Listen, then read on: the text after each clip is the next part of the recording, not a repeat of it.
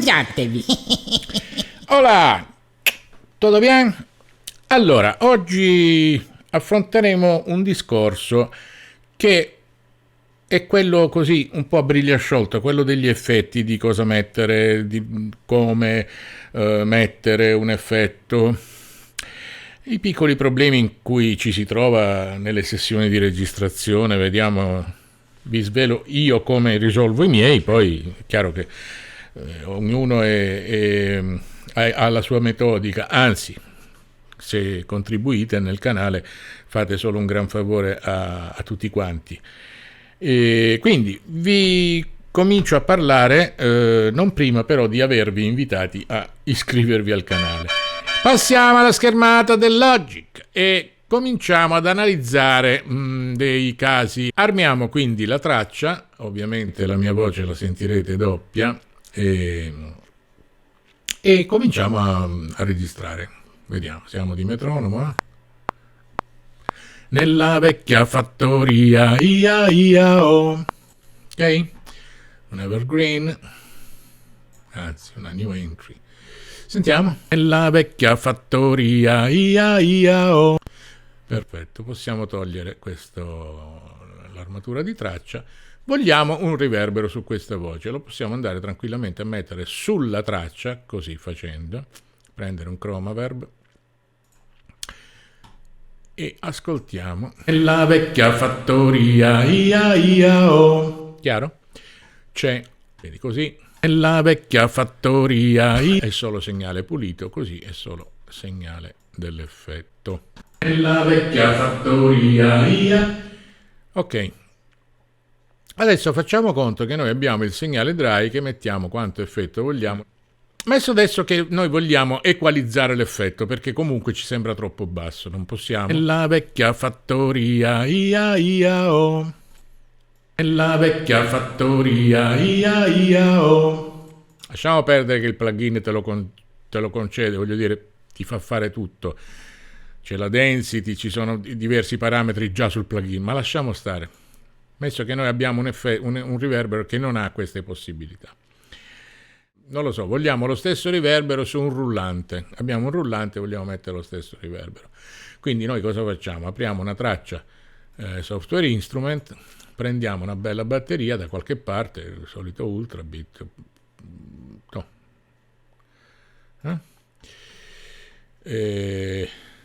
Preset qualunque. Va bene? Ok. Noi andiamo a registrarci questo rullante qui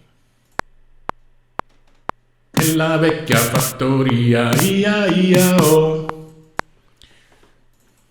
Facciamo proprio i fighetti e lo quantizziamo pure. E vogliamo un effetto anche sul rullante, magari lo stesso. In genere è meglio mettere degli effetti diversi, però ci andrebbe bene questo qua.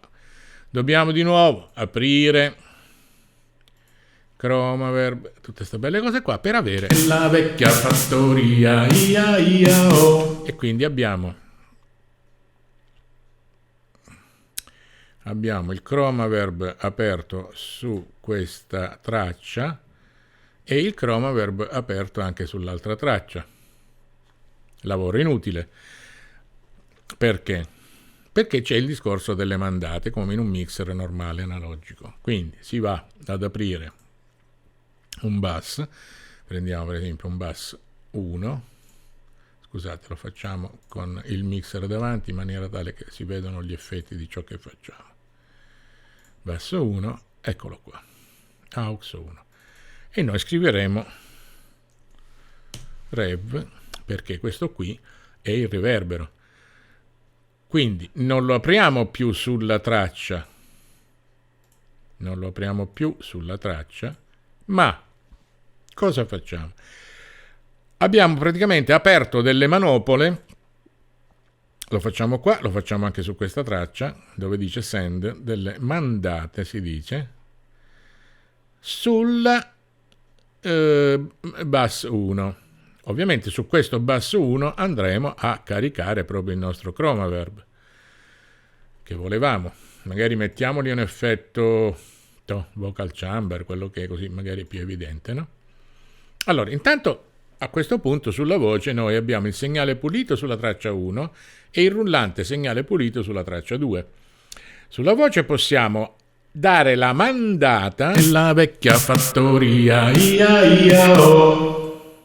Si dice che è in barra, cioè ormai su tutta la barra del mixer, adesso che cresceranno le tracce, se noi apriamo il bus 1 mediante questa operazione bus 1, noi possiamo dare anche qui, togliamolo alla voce, vogliamo darlo al rullante, nella vecchia fattoria, ia ia oh.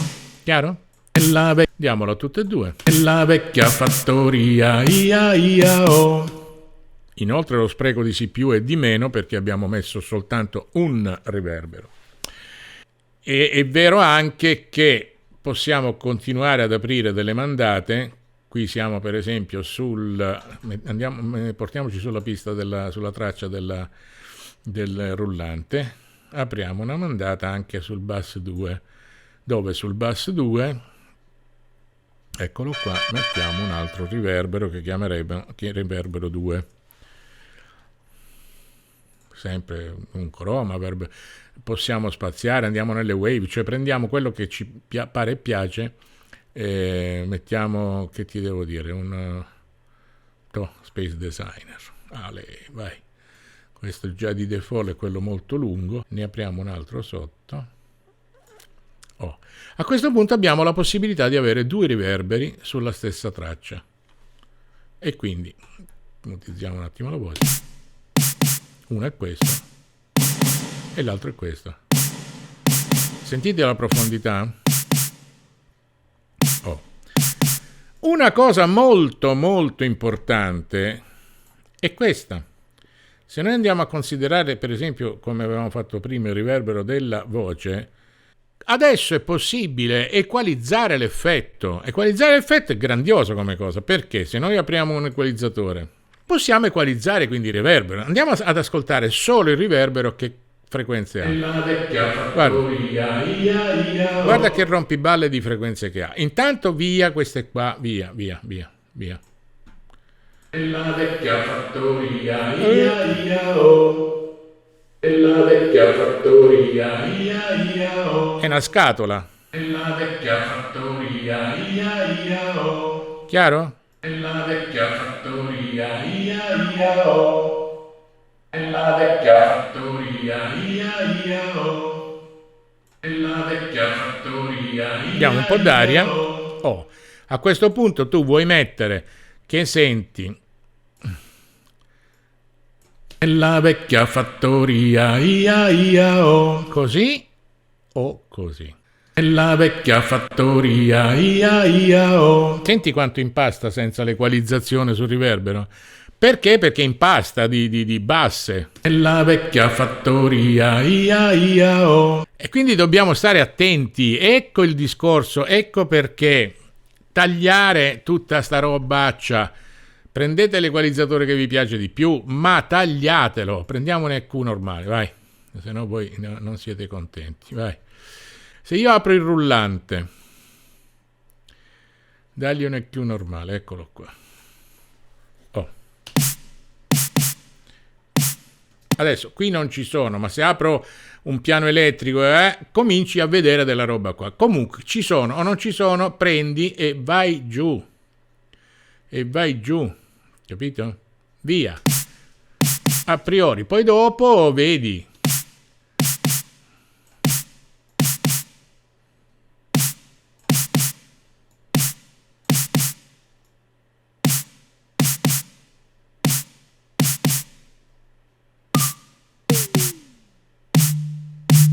Questa rompe le balle, è così.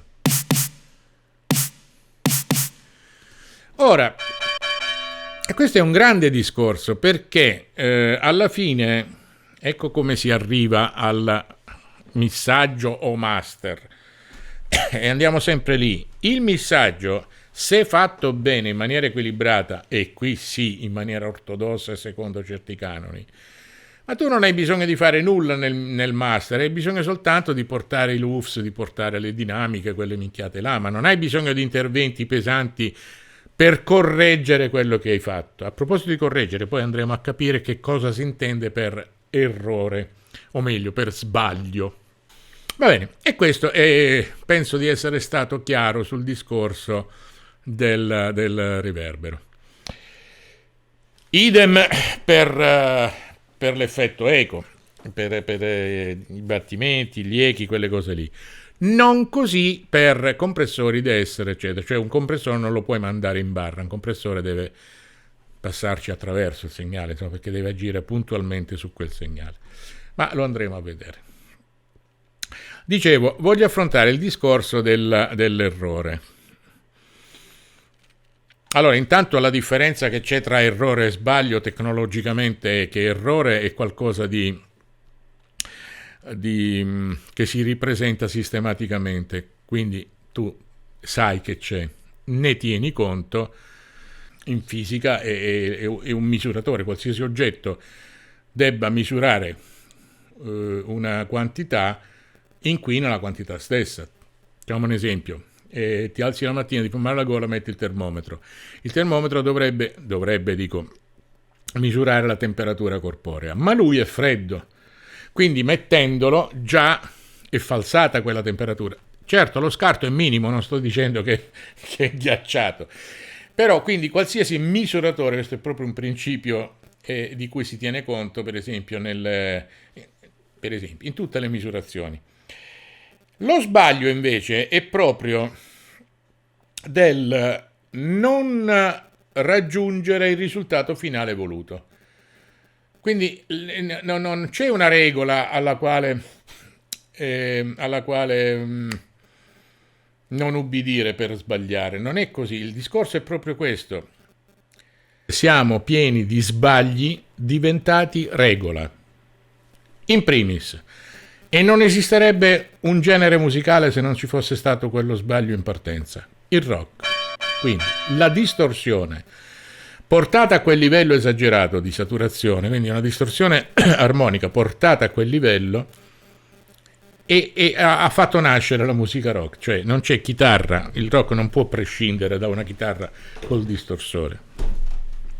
Tecnicamente era uno sbaglio, perché significava prendere una valvola e farla lavorare al di sopra in saturazione.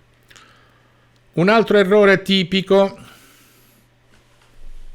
a cui ci ha portato questo microfono qua, questo è un SM58, adesso non per dire, ma il fatto che questo sia a palla ha portato molti cantanti a cantare così.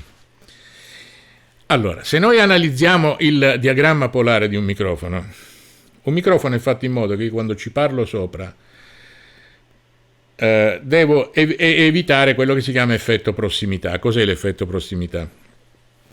Allora, se io adesso parlo, questo è un microfono a condensatore, quindi non fa testo, questo è staccato, ma ci faccio l'esempio.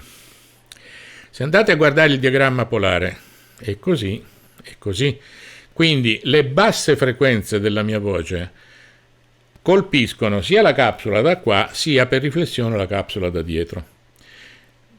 Quelle di dietro, per una questione di fase e controfase, annullano, se hanno lo spazio per farlo, quelle davanti, e quindi il suono è nitido.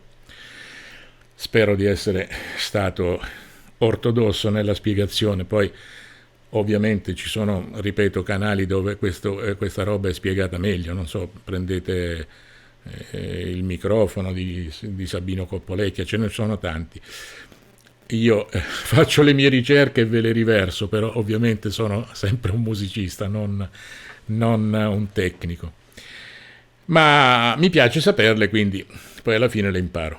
Ora, ma questo sbaglio, questa non regola, questo infrangere una regola, ha portato ad un genere che è il beatbox. Ora, guai se qualcuno non avesse guai rispetto al beatbox, se qualcuno un giorno non avesse preso il microfono così e fatto dentro. È proprio da lì che nasce. Quindi tu, bloccando questa roba delle fasi e controfasi, hai creato un genere. Cantanti, non lo so, in Italia Paolo Conte canta così dal microfono, tecnicamente sbagliato, ma quella voce viene soltanto in questo modo. Quindi di esempi ce ne sono che ce ne sono. Ripeto, sbagliare significa solo allontanare. Allora, quando tu dici a uno hai sbagliato e quello ti risponde ma io è lì che volevo arrivare, tu che cacchio gli puoi dire più? È così, punto. Quindi lo sbaglio è allontanarsi da un risultato previsto e voluto. Ma se io arrivo a quel risultato, oggi ho ascoltato l'ultimo pezzo di Giorgia in macchina, sembrava Madame, perché anche lei si è adeguata a questo saturare la voce. Mettono il distorsore sulla voce, ma chi l'avrebbe mai pensato? Una volta negli studi si stava attenti a non, specialmente sulla voce. Oggi vai a saturare la voce. Ma così come anche nel doppiaggio, che ne so, i bisbigli, no? Se io devo parlare così e metto un compressore è un conto, se ci parlo direttamente sì, lo prende perché comunque è un buon microfono e a condensatore, ha una capsula molto sensibile, ma non è la stessa cosa che sentite nei film in un impianto surround al cinema, va bene? Poi un'altra cosa di cui voglio parlarvi, il cutoff. Allora, che cos'è? Il cutoff è praticamente, quello in italiano chiamano la frequenza di taglio. Frequenza di taglio serve, come dice la parola stessa, a tagliare una determinata frequenza perché dà fastidio. Per cui ci sono, dopodiché hai una manopolina che ti fa il cutoff e quindi scegli la frequenza, l'altra che è la resonance, quindi la accentua o la demolisce. E si chiamano per questo filtri, perché appunto ti fanno passare una determinata banda piuttosto che un'altra. Quando fanno passare la banda bassa, come dice il termine, si chiamano filtri passa basso. E allora abbiamo low frequency oscillator e high frequency oscillator, quindi LFO e HFO. Il filtro passa basso fa passare tutto quello che c'è al suo di sotto. Il filtro passa alto fa passare tutto quello che c'è al suo di sopra. Quindi prima per esempio servivano molto quando dovevi fare un remix e volevi togliere, avevi per esempio un groove di batteria, un loop, e volevi eliminare la cassa, per cui mettevi un passa alto e si sentiva. Adesso c'è Mosys, ci sono tutti questi programmi che isolano già la batteria, quindi addio, anche lì un mito che se n'è andato, una poesia che non c'è più. Ora, per fare un esempio pratico, su questa voce apriamo un filtro. Mettiamo la resonance, che ripeto è quanto fai risuonare la frequenza che scegli da qui. La mettiamo al 60% più o meno, e da qui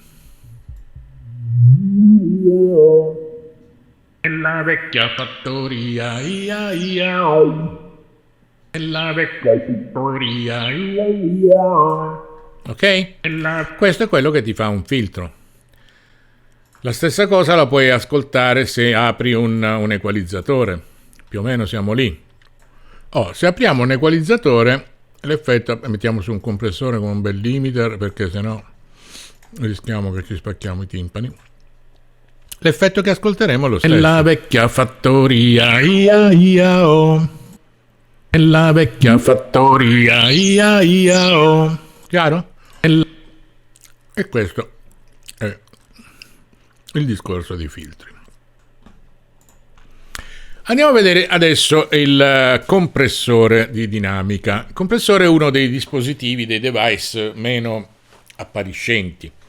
Non è come l'equalizzatore, lo metti, lo senti. Il compressore a volte lo vedi o ne senti gli effetti in cascata alla fine, quando appunto si tratta di tirar fuori un buon missaggio per avere un buon master e avere pochissimi interventi sul master, se non appunto quelli di correggere la dinamica per gli usi che bisogna poi farne commercialmente. Prima vi ho fatto vedere, ho messo un compressore con un limiter su la cosa che stavo facendo, sull'esperimento che stavo facendo con l'equalizzatore. Facciamolo con l'autofilter, così è più immediato, è più evidente. Da qui si apre e si chiude l'equalizzazione. Da dove dice red mettiamo in latch, così registra i nostri movimenti. I nostri movimenti saranno questi qua. quindi li automatizzerà. Se notate qui sta già scorrendo, vedi? Cioè si è portato, allora, da qui dentro vai, puoi avere il controllo sul volume, sugli smart control, cutoff, resonance, tutte queste robe qua. L'autofilter e il cutoff, eccolo qua. Se poi vado a prendere la resonance, ha un altro tipo di curva, infatti si è posizionato, vedi come tocco qui, cutoff, resonance, oppure che ne so, spread. Quindi sono tutte robe automatizzabili, tutte quante, anche nell'LFO, la threshold. No, questo non la... Sì, è uscita. Dynamic, eccolo là. L'inviluppo. Quindi adesso ne parliamo. Quindi portiamo il cutoff a 0, cominciamo ad andare e lui registra.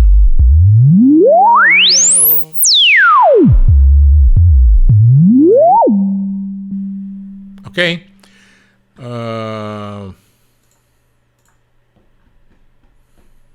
Allora, cosa succede? Abbassiamo un po' il volume, perché se no rischiamo veramente, e cominciamo a registrare, perché il latch non è altro che un registratore dei movimenti che facciamo. Vai. Ok, l'ha registrata, ecco la curva. Riportiamoci in read, in fase di lettura, e ascoltiamo. Come vedete si muove da solo. Ho abbassato il volume per problemi. Adesso vi faccio, se vi faccio ascoltare a questo volume, mi manderete a quel paese. Apriamo un compressore con il suo bel limiter e vediamo l'effetto.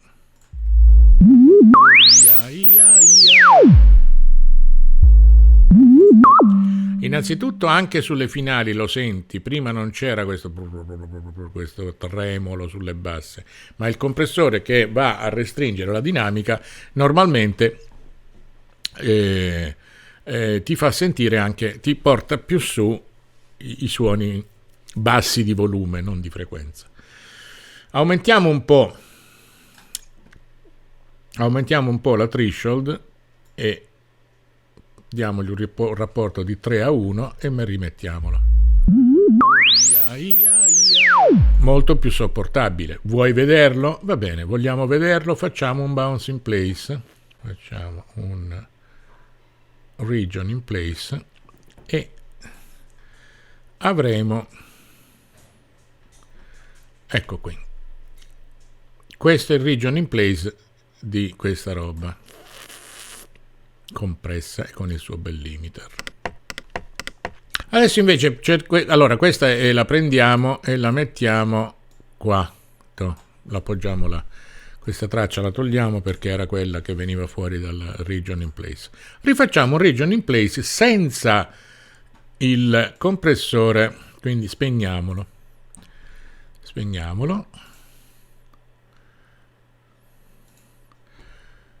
Vai.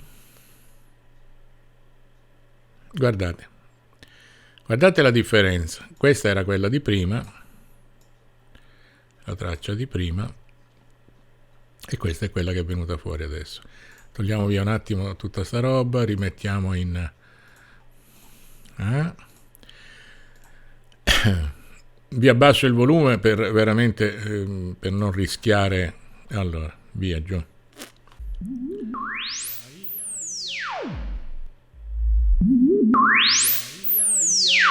Quindi insomma, oltre che a vederlo, lo si sente l'effetto.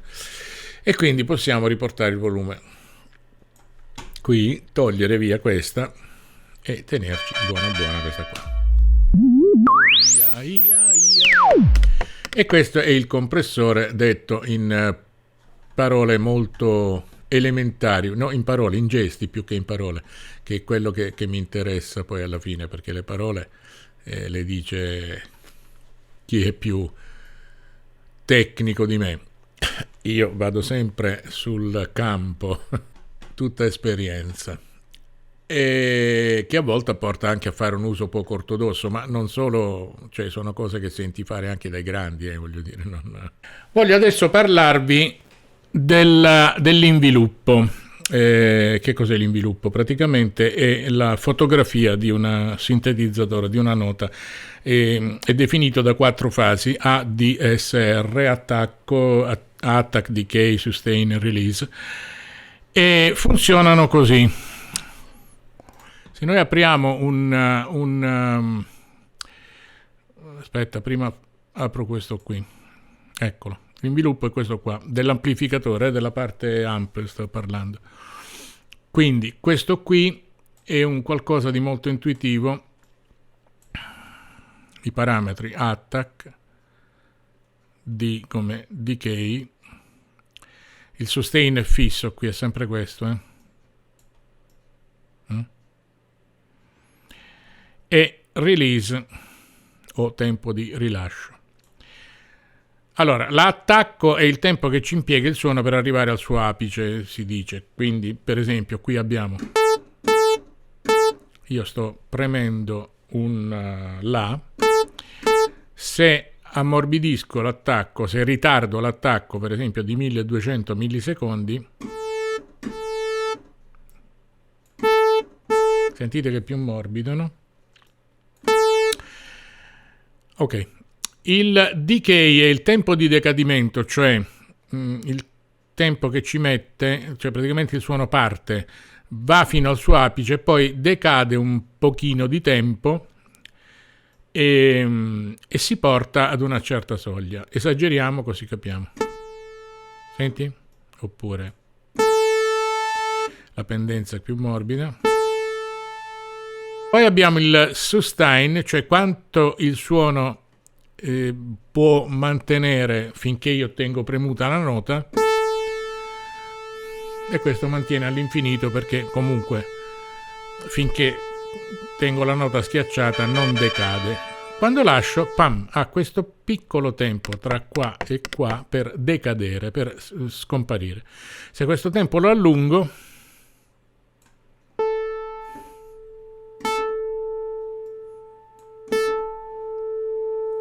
vedi che ha un tempo lunghissimo, ancora sta suonando, io non ho il dito sulla nota, quindi è più campanellino, più campanelloso. Per fare i campanelli,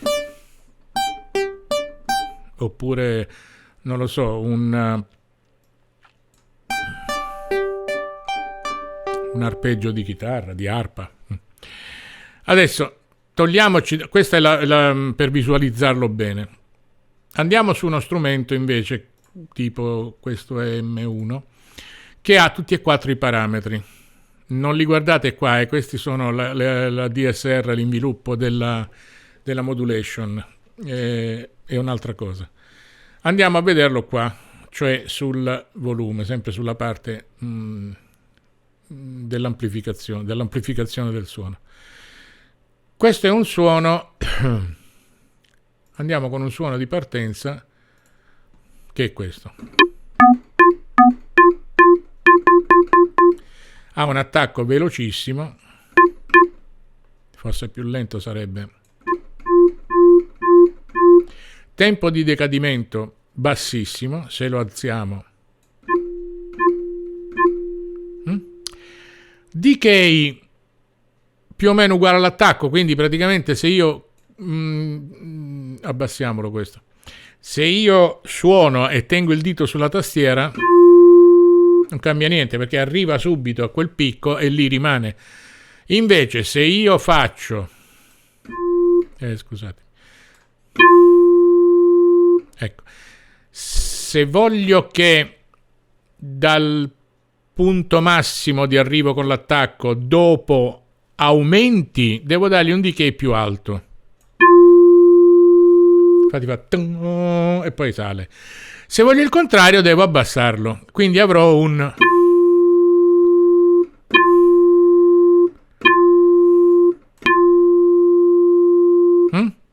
quindi c'è un tempo di decadimento, si chiama, e poi quello di sustain, che è quanto tempo io tengo premuto il tasto, perché se lo metto così ha voglia di tenere premuto, il sustain sta a 0 e quello mi fa ta. Faccio così, sì, ma invece se faccio un sustain più elevato posso tenere lì e lui suona. Adesso un rilascio lentissimo, invece facciamo, scusate, velocissimo, allentiamolo un po'. Quindi dopo che io rilascio il tasto, continua a suonare. Questo in sintesi è la DSR, quindi si chiama inviluppo del suono, curva di inviluppo. Giacché vi avevo parlato del Low Frequency Oscillator, quindi dell'LFO, che è un oscillatore che non si sente ma di cui si avvertono gli effetti. Di solito viene sfruttato per dare al suono delle caratteristiche ondulatorie. Vi faccio ascoltare un esempio, vi faccio sentire un esempio.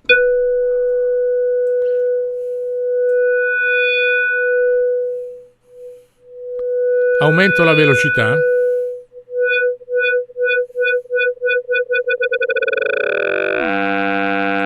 Oppure qui mi ha un'azione che dipende da...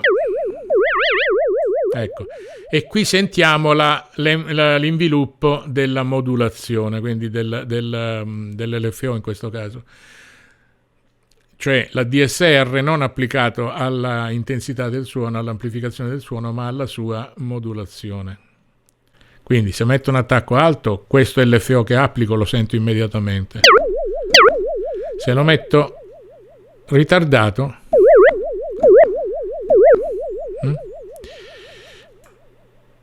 e idem per gli altri. Ecco, un release lungo, un tempo di rilascio lungo. E penso che sia tutto. Due paroline sul glide, che il tempo di allitterazione è stata chiamata in italiano, cioè la curva tipica dei suoni anni 70, dei Moog, PFM o quant'altro, si regola da qui. Intanto qui deve esserci un parametro che ti dà mono o legato oppure a più voci, non lo so, 16 voci. Se lo mettiamo legato, appunto, ti dà questo. E più aumento il glide, più ci mette il suono per arrivare da un'ottava all'altra. Era tipico. Facciamo un esempio. Celebration, PFM. Se io metto il legato e do un glide, ok? Poi il tastierista stava attento perché c'ha i comandi sulla tastiera, ci sono manualmente i comandi di glide, quindi per il salto di ottava lo accentuo.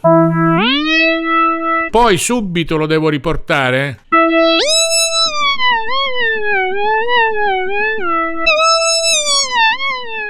Una cosa importante da sottolineare è che adesso qui ovviamente sta avvenendo tutto in the box, ma se noi abbiamo un device esterno, un dispositivo esterno come un riverbero, e lo mettiamo sul microfono prima di entrare nel mixer, ovviamente quell'effetto lì verrà registrato e non lo togli via più. Sì, ci sono degli artifici, ma comunque è un suono che contiene già al suo interno questo riverbero. È sconsigliabile, per cui è bene metterlo dopo, come vi ho detto all'inizio di questo video. Non così invece nel caso di device tipo prevalvolari, queste robe qua, per dire, prendi un preamplificatore a valvole che ti dà quel bel calore, oppure se io passo dal banco, dal mixer prima di entrare cioè registro passando dal mixer, è chiaro che è una cosa voluta, che voglio scaldare, come si dice, ormai si usa questo verbo, scaldare il suono, e quindi uso la saturazione analogica. Quindi attenzione a non registrare con degli interventi molto pesanti, molto forti, che dopo non potete più gestire. Bene, il nostro excursus finisce qui. Spero di essere stato utile, certamente poco ortodosso rispetto ai puristi, mi perdonino se qualche cacchiata è scappata, ma insomma è quello che succede lavorando sul campo. Abbiamo parlato di effetti, di riverberi, di eco, in barra, non in barra, abbiamo parlato di compressione, abbiamo parlato di effetto prossimità, ho dato la colpa all'SM58 per la sua forma a palla. Certo, con un MD 441 Sennheiser sfido chiunque a mettere la mano a palla, il famoso biscottone, tra l'altro uno dei microfoni più lineari della storia della microfonia. Niente, non mi rimane che salutarvi, non prima di avervi incitati, spronati a iscrivervi al canale, così il canale cresce, io faccio i miei bei video e spero che vi piacciono, che vi risultino interessanti. Vi auguro una buona serata, un abbraccione a tutti, bye bye. Iscrivetevi al canale, yeah!